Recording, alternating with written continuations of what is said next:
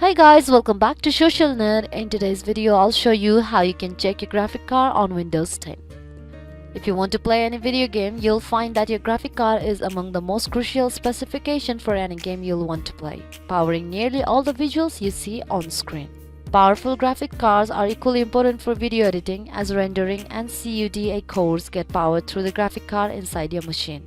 Most Windows games and programs include graphic cards detailed in the system requirements, and you might need to check what graphic card you have to see if it matches your requirement. Whether you are confused about the dedicated versus integrated graphic cards, the amount of VRAM within the dedicated card, or what manufacturer created the card, is easy to check, even without cracking open your laptop, desktop, or tablet. So let's take a look at how you can find your graphic card information on Windows 10. The process is pretty simple. There are a couple of ways to do it depending on how much information you are looking to learn about your card. So in this video, I'll tell you how you can find out your graphic card details using the Settings and Device Manager.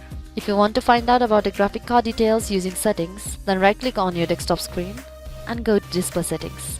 On the Display section, scroll down to the bottom and go to Advanced Display Settings. Now on this page, go to Display Information and confirm the vendor and model of the graphic card. If you want more information on this, go and tap onto Display Adapter Properties for Display 1. In here, your system and graphic details will be revealed. So similarly, there is another way you can view your graphic card details. For that, you need to go to the Start or Windows icon. Then on the search field, search for Device Manager. When you find the relevant results, go and tap on it to open. In here, go to Display Adapter and double tap on it in order to expand the branch.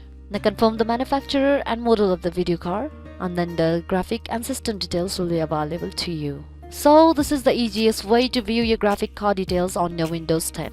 So this will be it for today guys. Thanks for watching the video. Don't forget to hit the like button if the video was helpful, subscribe to the channel and stay updated for more videos like this. Bye bye.